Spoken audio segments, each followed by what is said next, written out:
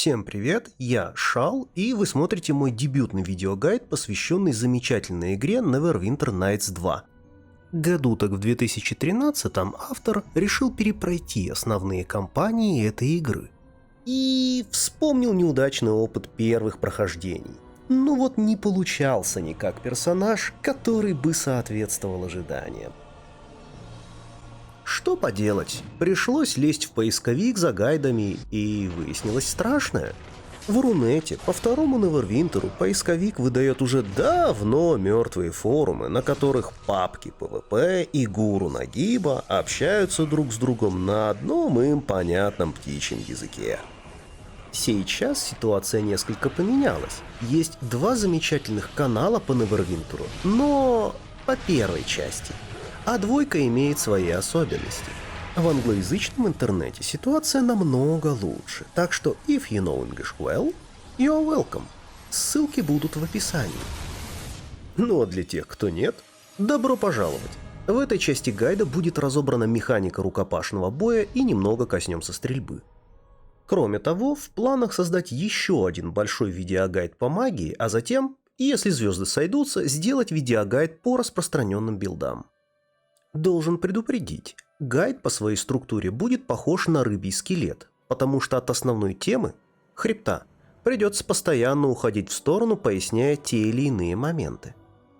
Можно было бы сделать по каждому из этих аспектов отдельное короткое видео, но каждый раз оставлять вместо ключевой информации ссылку на другое видео автору откровенно лень. Итак, дисклеймер закончен, давайте начинать. Каждый раз, когда кто-то атакует цель в рукопашном бою, игра просчитывает две формулы. Первая на попадание, и если атакующий попал по цели, то тогда вторая – на урон. Формула на попадание выглядит следующим образом. D20 плюс базовый бонус атаки, плюс модификатор силы либо ловкости персонажа, плюс фиты персонажа, плюс магические бонусы оружия. Полученная сумма сравнивается с классом защиты цели. Если сумма равна или больше АЦ, засчитывается попадание и происходит расчет урона. В оригинале класс защиты называется Armor Class, поэтому я буду пользоваться сокращением АЦ, так как вариантов перевода этого термина существует несколько. И вот теперь, внимание, вопрос!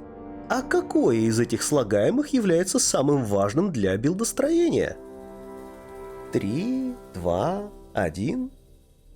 Базовый бонус атаки. Вот автор не угадал, и поэтому мучился в первых прохождениях. Но давайте обо всем по порядку. Итак, D20. Так в игре обозначается бросание игральных костей. Dice и переводится как игральная кость. Число после буквы D обозначает число граней, а число перед буквой – количество бросаемых костей, результат которых суммируется. Например, обозначение 4D6 говорит о том, что нужно бросить 4 кубика шестигранника и результат сложить. Так что нужно знать о броске 20-гранной кости? Если на 20-граннике выпадает единичка, то тогда игра расценивает это как промах вне зависимости от результата вычисления этой формулы. И наоборот. Если выпадает двадцатка, то это гарантированное попадание. Каждое значение на кубике, по идее, должно выпадать с вероятностью 5%. И вот мы приходим к практическому выводу номер 1. Любой персонаж в ближнем бою имеет 5% вероятность гарантированно промазать и 5% вероятность гарантированно попасть.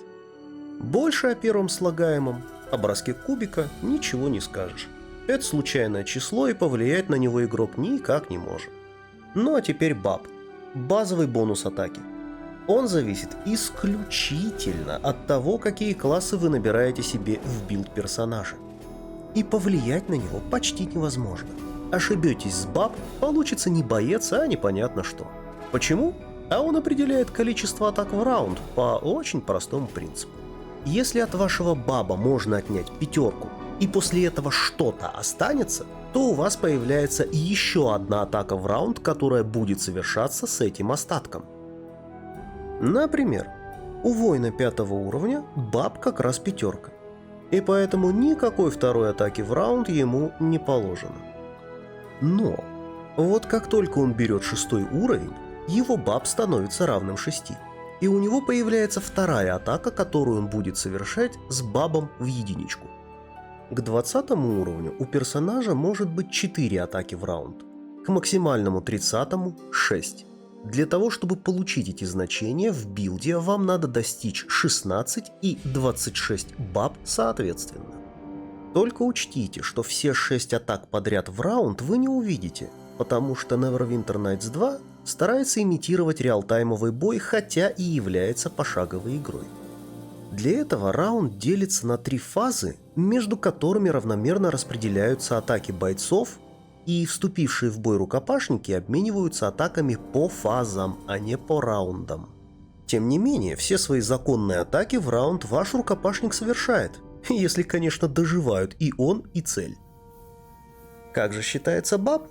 А это зависит от того, уровни в каких классах были набраны в билд персонажа.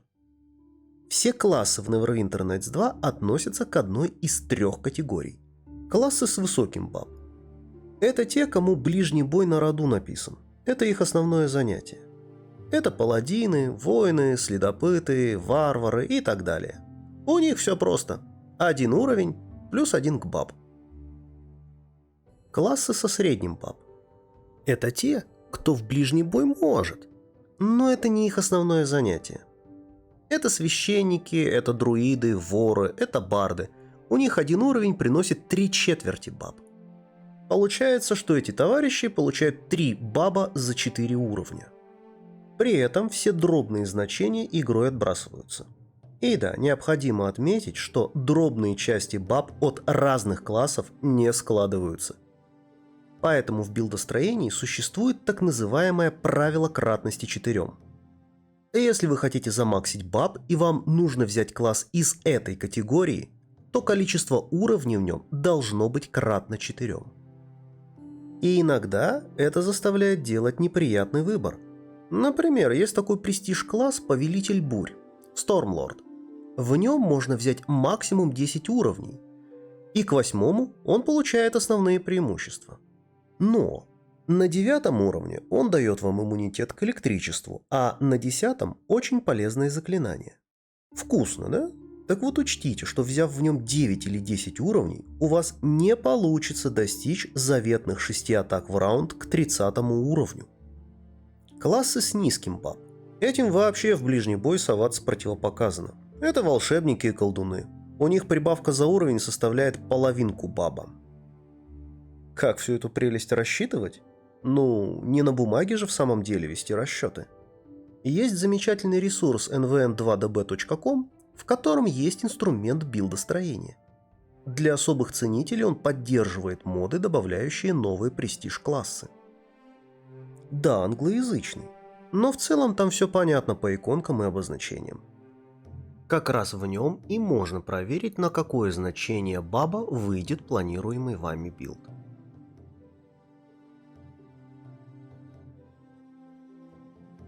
Идем дальше. Модификаторы всех характеристик считаются по очень простой формуле. Характеристика минус 10, деленная на 2. Дробная часть при этом, напоминаю, отбрасывается. Поэтому в играх на основе систем D20 билд должен выйти не просто на максимальное, а на максимальное четное значение характеристики. К концу билда 17 силы намного хуже, чем 16, ведь это ценнейшее очко характеристик, потраченное впустую.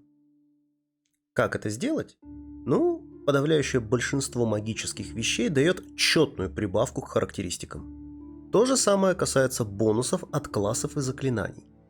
Поэтому обычно достаточно выйти на четное значение родной характеристики. Для этого надо стартовать с нечетного значения. Потому что за 20 уровней персонаж получит 5 очков характеристик, а за 30 уровней 7 очков. Впрочем, на эпических уровнях, потратив эпический фит, можно будет взять еще плюс 1 к характеристике, так что это значение можно скорректировать, в отличие от баба. По умолчанию для рукопашных атак используется сила, а для луков, арбалетов и метательного оружия ловкость. Однако есть оружие, которое позволяет использовать модификатор ловкости вместо силы при условии, что у персонажа взят фит фехтования с легким оружием.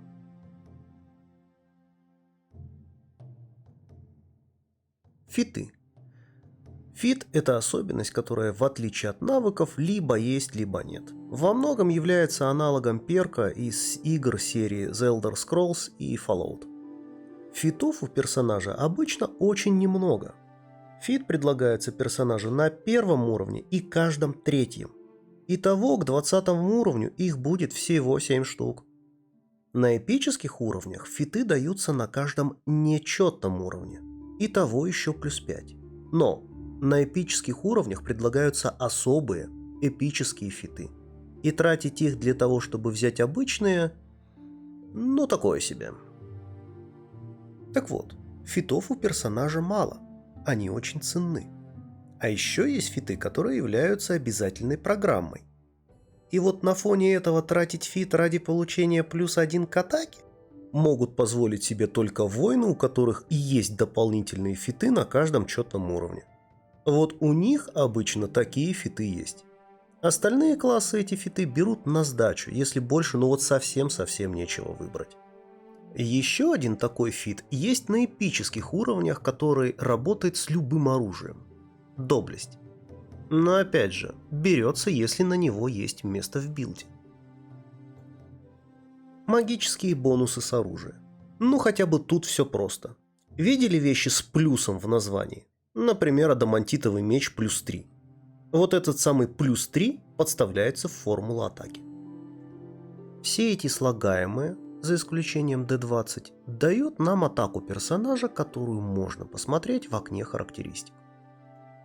Если у персонажа есть несколько атак в раунд, они разделятся в окне дробью друг от друга. Подведем итог. Во-первых, для создания эффективного рукопашника у вас должен быть баф, позволяющий достичь максимального количества атак в раунд. Это 16 баб для персонажа 20 уровня, что даст вам 4 атаки в раунд, и 26 баб для персонажа 30 уровня, что даст вам 6 атак в раунд. Во-вторых, вам необходимо достичь максимально возможного четного значения силы либо ловкости, в зависимости от того, какая характеристика для вас оказалась основной. И в-третьих, если вы можете себе это позволить, наличие фитов на атаку с выбранным типом оружия. Но вот тут без фанатизма. Теперь давайте поговорим о другой части формулы. Именно ваша С является первой линией обороны персонажа. И если он у вас слишком низкий, вы будете умирать. Часто умирать. Разберем следующий пример. Допустим, сферического персонажа в вакууме атакует хромой и косой гоблин, у которого нет никакой атаки. Просто базовые значения друг против друга. D20 против базовой десятки АЦ. Мы с вами видим, что если выпадает значение 10 и больше, то тогда атака проходит. То есть это происходит в 55% случаев. А теперь давайте ликвидируем это безобразие, выдадим персонажу латный доспех, это плюс 8 к АЦ, и ростовый щит, это еще плюс 4 к АЦ. Что мы видим? АЦ персонажа теперь равен 22. И это значит, что наш условный гоблин сможет попасть по персонажу только если на его кости выпадет 20. И все ровно то же самое можно будет сказать про всех существ с атакой плюс 1 и плюс 2. Понимаете, к чему я клоню? Каждая единичка в вашем АЦ после 20 вычеркивает из списка врагов, которые могут по вам попасть, целые классы.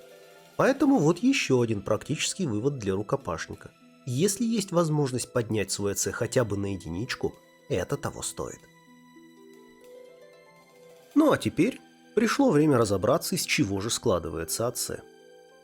Это базовая десятка, плюс модификатор ловкости, плюс АЦ доспеха, плюс АЦ щита, плюс природный бонус, плюс бонус отклонения, плюс бонус уклонения, плюс работа фитов, плюс бонус за счет акробатики и плюс размер расы. Любой персонаж имеет базовый АЦ в 10 единиц. К нему добавляется модификатор ловкости. Но вот уже тут начинаются тонкости. Если персонаж одевает доспех, то он выставляет ограничение на максимальное значение модификатора, работающего в этой формуле. Зависимость тут такая: чем тяжелее доспех и чем больше он добавляет к АЦ, тем сильнее он ограничивает модификатор ловкости. И для хороших моделей доспехов суммарный АЦ, который можно с них получить, равен 9.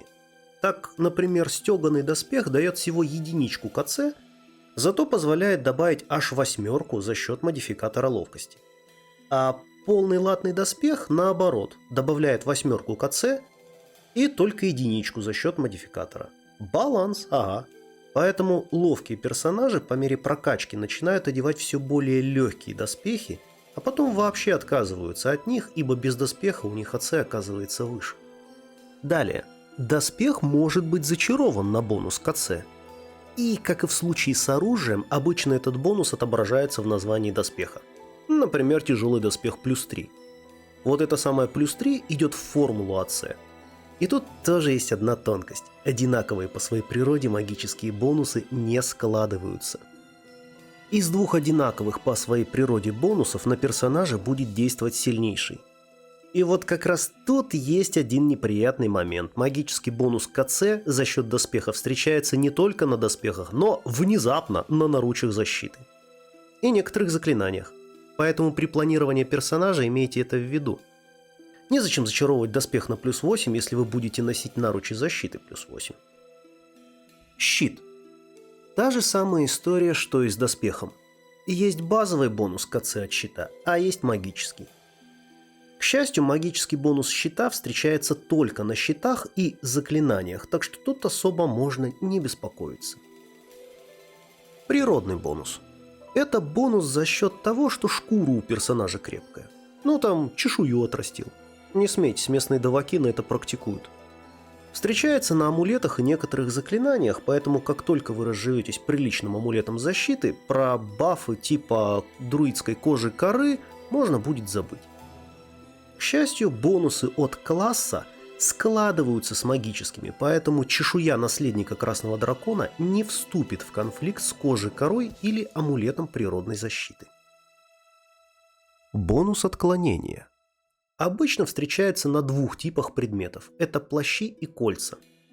Так что не надевайте кольцо защиты на персонажа, у которого уже есть плащ защиты. Бонус уклонения. Встречается только на одном типе предметов – на сапогах. И обычно это классовые сапоги монаха. Остальные классы могут их носить, если вкачают себе навык использования магических предметов. Поэтому этот навык является обязаловкой для большинства персонажей. Радует тут только то, что его не нужно вытягивать до максимума. Можете надеть монашеские сапоги, все, можно дальше не прокачивать. Конкретного значения не скажу, так как к навыку прибавляется модификатор обаяния. Так что тут все индивидуально. Можно ли обойтись без этого навыка? Можно. В игре есть сапоги уклонения +3, которые не требуют этого навыка и сравнительно легко создаются. Это, конечно, не +5, но для напарников, которым навык просто невозможно выкачать, почему бы и нет? Фиты. Их 2 и желательно взять оба. При создании у персонажа есть возможность взять так называемые биографические фиты, и сделать это можно только на первом уровне. Среди них есть обязаловка для рукопашников – удача героев. +1 к АЦ и +1 ко всем спас-броскам.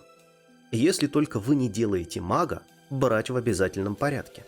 Второй фит на защиту берется на эпических уровнях, и вот на него уже не всегда бывает место, так что вот это по возможности. Навык акробатики даст вам +1 АЦ за каждые 10 пунктов. Для тех, у кого навык оказывается не классовым, десяткой и стоит ограничиться. Для тех, у кого она классовая, стоит вытянуть до 30. На эти бонусы к АЦ не влияет модификатор ловкости. Ну и что касается расы персонажа, для создания нам можно выбрать персонажа маленького размера. Они имеют +1 к своему АЦ за счет того, что в маленького персонажа сложнее попасть. но в то же самое время им недоступно двуручное оружие. Вот видите, сколько информации приходится вываливать на игрока. А ведь мы только закончили с первой формулой. Давайте перейдем ко второй. Если игра засчитывает попадание, то тогда начинается расчет урона. Урон определяется по следующей формуле. Урон от оружия плюс модификатор силы плюс влияние фитов персонажа и магические бонусы оружия. И, к сожалению, именно эта формула заставляет стрелков проигрывать рукопашникам в нанесении урона. Но обо всем по порядку. Урон от оружия случайен. Он описывается броском игральных костей, которые можно найти в описании оружия. Например, для двуручного меча урон определяется как 2d6, то есть 2 броска кубика шестигранника. А вот дальше начинается боль лучников номер раз. С рукопашными атаками все просто, ваш модификатор силы напрямую добавляется к урону. Если персонаж держит оружие двумя руками, то тогда модификатор увеличивается в 1,5 раза. В этом основное преимущество двуручного оружия. Если персонаж вооружен парным оружием, то для атак с его левой руки модификатор силы ополовинивается. Для расчета урона от луков, а стрелка имеет смысл делать только лучникам, тоже используется модификатор силы, если лук это позволяет. Что это значит? Ну смотрите, у хорошего рукопашника к 30 уровню обычно 40 или что-то около того силы, плюс 15 урона к каждой атаке. А вот у лучника на луках есть такое свойство «могучее», которое показывает, какой модификатор силы максимально может быть прибавлен к урону. И у самого лучшего лука это могучее 6. Плюс 15 урона и плюс 6. Чувствуете разницу? И это не говоря о том, что если у вас много силы, то тогда мало ловкости, ибо вытянуть до приличного значения удастся только одну характеристику. Соответственно, по первой формуле недостаток ловкости приведет к тому, что вы будете безбожно мазать по врагам. Фиты могут добавлять урон от рукопашных атак, и их довольно много. Например, у воина есть возможность развить владение конкретным оружием, где есть бонус не только к атаке, но и к урону. Паладины умеют добавлять модификатор обаяния, повелители бурь умеют оружие молнии заряжать. Экзотические билды магов умеют модификатор интеллекта добавлять к урону. В общем, детально это имеет смысл для каждого класса обсуждать отдельно. Магические бонусы. Вот тот самый плюс на оружие, который мы обсуждали выше, вставляется и в эту формулу тоже. Однако помимо этого плюса к урону, оружие может быть дополнительно зачаровано на стихийный урон, либо на вампиризм, либо наносить дополнительный урон какой-то группе врагов. И это головная боль лучников номер 2. Плюс в эту формулу подставляется не с лука, а со стрелы. Это же катастрофа. Рукопашник один раз зачарует оружие на плюс 8, и у него плюс 8 и атаки, и урона. А лук плюс 8 это только плюс 8 к атаке. Можно, конечно, поискать зачарованные стрелы, да вот только стрелы это расходник, и расстреливаются они очень быстро. Частично эту беду удается обойти с помощью престиж-класса «Тайный стрелок», который превращает все выпущенные стрелы в стрелы плюс 5. И именно поэтому стрелки — это лучники, этот престиж-класс работает только с луками. Но, видите, снова разница в уроне. Плюс 8 у рукопашника и всего плюс 5 у лучника. Вот вроде бы и все. Ах да, еще же осталась механика критического удара. Хочешь совет? Забудь об этом. Но вы ведь на лекцию пришли, верно? Что ж, придется рассказывать. У каждого оружия есть диапазон критического удара. Если бросок кубика d20 при атаке попадает в значение из этого диапазона, то тогда атака может стать критической. Ну, например, длинный меч дает вам шанс на крит, если на d20 выпадает 19 или 20. Это шанс в 10%. Для этого выполняется так называемое подтверждение критического удара. По сути, игра проводит еще одну рукопашную атаку по цели, и если она попала, вы подтвердили критическое попадание. Ваш урон умножается на множитель, указанный на оружии. И если подтвердить крит не удалось, то тогда урон становится обычным.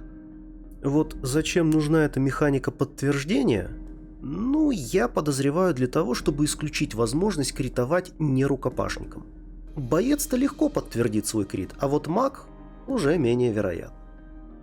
В игре существуют способы сделать свои критические удары более частыми и результативными. Так можно в 2 раза увеличить шанс критического удара. Для этого можно зачаровать оружие на свойство острое, либо временно зачаровать оружие заклинанием. Тогда диапазон критического удара удваивается. То есть тот же длинный меч будет выдавать шанс на крит, если на 20-граннике выпадет 17, 18, 19 и 20. 20%. Либо, вот если вам фиты девать некуда, можно взять фит улучшенный критический удар, который делает то же самое и не складывается с этим зачарованием. Для особых фанатов критических ударов есть фит «Могучий критический удар», дающий плюс 4 к подтверждению критического удара. И если вы хотите вот совсем-совсем ставку на криты сделать, то в игре есть такой престиж-класс «Мастер оружия». У него шанс на критический удар получает дополнительное плюс 2 к своему диапазону, а также его множитель критического удара увеличивается на единицу. То есть тот же длинный меч в руках мастера оружия будет не удваивать, а утраивать урон. А теперь о совете выше. Что такое критический удар? С точки зрения создателей ролевой системы, это попадание в какую-то особо уязвимую часть тела. А вы можете такую часть тела назвать у голема, у призрака, у нежити? Вот разработчики не смогли, и поэтому эти монстры обладают иммунитетом к критическим попаданиям. И в официальных кампаниях треть, и если не половина врагов, именно такие. Так что если вы хотите побаловаться критами, ищите модуль, в котором враги не из этой категории. В официальных кампаниях мастер клинка смотрится не настолько убедительно, как мог бы. И это при том, что выход в него очень требователен по наличию фитов. И в заключительной части видео необходимо поговорить о архетипах рукопашников, которые встречаются во втором Невервинтере. Это бойцы с щитом и одноручным оружием, бойцы с двуручным оружием и бойцы с парным оружием. Щит и одноручное оружие не требуют от персонажей чего-то необычного. Главное – это умение носить хотя бы среднюю броню. Конечно, лучше тяжелую, но это не критично, если у вас есть доступ к крафту. Уметь носить щит. Опять же, желательно ростовый, но сойдет и обычный. Главным вашим статом оказывается сила. Стартовать лучше с 17 или с 19, если ваша раса дает бонус к силе. На старте в обязательном порядке берется фит «Удача героев», и позже очень помогают фиты «Бой вслепую» и также, если есть место, «Сбивание с ног» и «Улучшенное сбивание с ног». Они нужны для того, чтобы не позволить магу скастовать в вашего воина какую-нибудь бяку. Пока он будет валяться на земле, очевидно, кастовать он ничего не сможет. Фиты «Могучий удар» и «Улучшенный могучий удар» дадут неплохую прибавку к урону за счет точности. Но у рукопашника обычно не возникает проблем, чтобы попадать в цель, имея какой-то штраф. Не сказать, чтобы они были вот прямо имбой, но зачастую могучий удар оказывается проходным к билдообразующим и классовым фитам, так что брать его придется в обязательном порядке. На маленьких уровнях очень помогает линейка фитов на рассечение, но позже она теряет свою актуальность. Что касается остальных фитов, то, скорее всего, вам придется их потратить на классовые линейки фитов. Так, воин возьмет линейку фитов на владение оружием, паладин – божественную мощь, жрец – метамагию и так далее. Из навыков крайне желательно прокачать использование магических устройств и акробатику. И, к сожалению, зачастую эти навыки являются внеклассовыми, поэтому тут придется пострадать. Соответственно, воину не рекомендуется быть тупым. Хотя бы 14 интеллекта все-таки на борту иметь стоит. Использование магических устройств следует качать до тех пор, пока вы не сможете надеть на себя сапоги монаха, а второе умение, акробатику, до 10. Но если вдруг у вас она оказалась классовой, то тогда до 30. Вашим главным преимуществом в этом архетипе становится высоченный АЦ, который не позволит врагам по вам попадать. Однако, это вовсе не значит того, что вы не сможете наносить урон. Одноручное оружие с высокой силой, а я напоминаю, что к 30 уровню у персонажа силовика обычно 30 родной силы и еще 10 можно получить за счет вещей, а также в сочетании с режимом улучшенного могучего удара выдает очень хороший урон. Главное преимущество двуручного оружия заключается в том, что в формуле расчете урона модификатор силы увеличивается в 1,5 раза. Поэтому урон с одной атаки становится очень большим. Однако в реализации двуручное оружие уже немножечко похитрее, потому что здесь крайне желательно мультиклассирование. Что касается силы, стартовых фитов и навыков, то здесь рекомендации остаются те же самые, что и для бойца-щитовика. Обязательным для вас становится престиж-класс яростного берсерка. Почему? А он меняет работу режимов могучего и улучшенного могучего удара. Сохраняя штрафы, он получает плюс 5 и плюс 10 к урону в этих режимах соответственно. Но если вы держите в руках двуручку, то эти числа удваиваются. И вся эта прелесть достается вам на 5 уровне этого престиж-класса. Дальше его можно не качать, хотя на 10 уровне эти числа превращаются в плюс 6 и плюс 12. Еще одной полезной штукой для вас станет брошь защиты. Она вешает на пользователя заклинание щит, которое дает аж плюс 4 КЦ, пока вы не носите щит. А вы не носите щит. Почему брошка, а не маг в партии? А маг это заклинание может наложить только на себя. Боец с парным оружием сильно отличается от представленных выше вариантов. Начнем с того, что персонаж, взяв во вторую руку оружие, получает дополнительную атаку левой рукой, модификатор силы для которой ополовинивается, и чудовищные штрафы на атаку в целом. Минус 6 на атаке с правой руки и минус 10 к атаке с левой. Как с такой атакой прикажете попадать? А вот извольтесь взять фит «Бой с парным оружием». Он уменьшит штрафы до минус 4. Честно говоря, это все еще так себе, однако если в левую руку взять легкое оружие, вот то самое, которое позволяет использовать модификатор ловкости вместо силы, то тогда штрафы составят всего минус 2. И вот уже это допустимо. Нужный фит, как несложно догадаться, требует 15 ловкости. Поэтому у такого персонажа ловкость становится главной характеристикой, а силу удается вытянуть до 14, хорошо, если до 16 очков. Второй фит этой линейки, улучшенный бой с оружием в обеих руках, требует 17 ловкости и дает вторую атаку с левой руки, от баба которой отнимается 5. Поэтому базовые бонусы атак с левой руки совпадают с таковыми для атак с правой руки. Третий фит, превосходный бой с оружием в обеих руках, ну вы уже догадались, да? 19 ловкости, третья атака с левой руки с бабом третьей атаки с основной руки. На эпических уровнях вас ждет последний фит этой линейки, который требует 25 ловкости. Совершенный бой с оружием в обеих руках. Он просто сравнивает количество атак с левой и правой рук. 12 атак в раунд. Приятно, не так ли? Броня легкая, но со временем ваш модификатор ловкости окажется настолько высок, что вы от нее откажетесь, и по мере прокачки вы будете все чаще засматриваться на одежду монахов и магов, которые имеют бонусы к АЦ. Кто бы мог подумать, но щита у вас по-прежнему нет, поэтому все еще актуальна брошь защиты.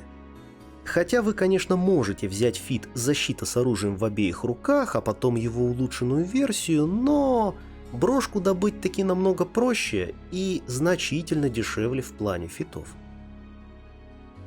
Но вот цена такого персонажа достаточно высока. 5 обязательных фитов до 20 уровня – это удача героев, 3 фита на владение парным оружием, и также фит на владение легким оружием, без которого вы не сможете использовать модификатор ловкости. А также один обязательный эпический фит. И, пожалуй, самое неприятное, большое количество атак в раунд компенсируется небольшим уроном с одной атаки. И вот из этого факта вытекает одна интересная особенность рассматриваемого архетипа.